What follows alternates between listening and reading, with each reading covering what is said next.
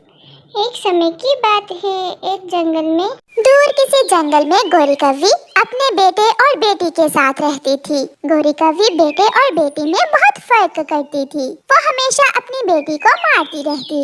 माँ, माँ मुझे छोड़ दे, मुझे मत मारे, मेरा क्या दोष है? रसोई में शीशे का गिलास भाई ने तोड़ा था।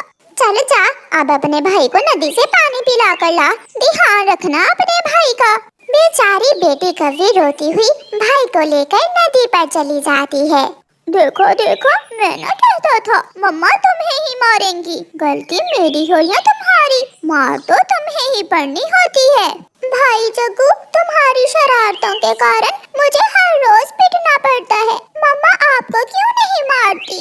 क्योंकि मैं बेटा हूँ बेटा, और तुम बेटी हो, इसलिए मम्मा मुझसे ज्यादा प्यार करती हैं। गोरी कौवी अपने बेटे के लिए नए कपड़े लाती, खिलौने और चीजें लाती, मगर अपनी बेटी को कुछ भी ना लेकर देती थी।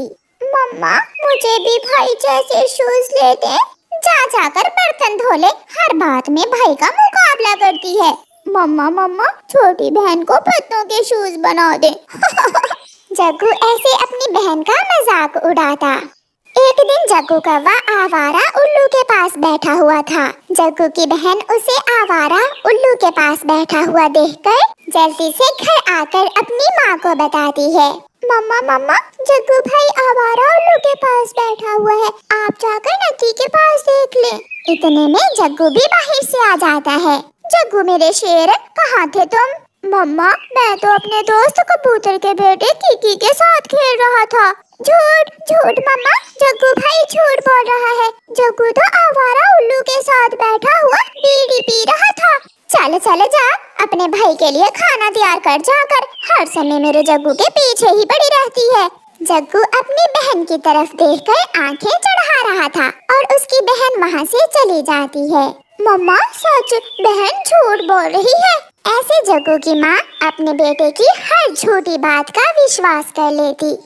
ऐसे ही समय गुजरता गया और फिर आखिर एक दिन गोरी कौवी बहुत बीमार हो जाती है। चिड़िया गोरी कौवी के पास आती है। गोरी, तुमने सारी जिंदगी बेटे और बेटी में फर्क किया है, अब मरते समय पाप न खाना। तुम ये घर बेटे और बेटी दोनों को देकर जाना। चिड़िया, मैं अभी मरने वाली नहीं हूँ, कुछ ही दिनों में ठीक हो जाऊंगी। बेटियां बेटों से कम नहीं होती, उन दोनों में फर्क ना किया करो। मगर गोरी कौवी को चिड़िया की बातें पसंद नहीं आती।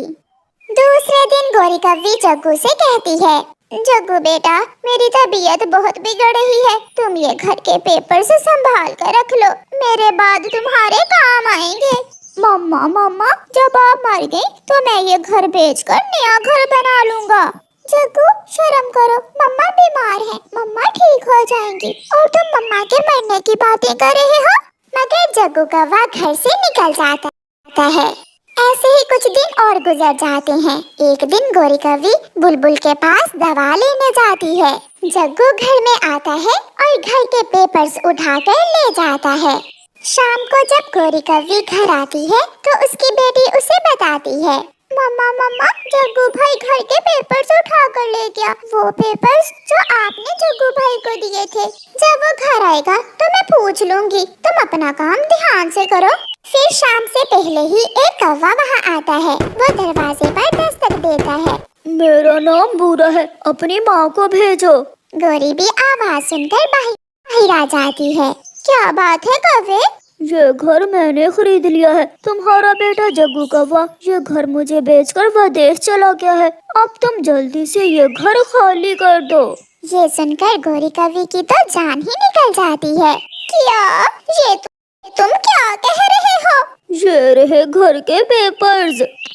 फिर गोरी कौवी बेआसरा अपना सामान उठाकर अपनी बेटी के साथ वो घर छोड़कर चली जाती है।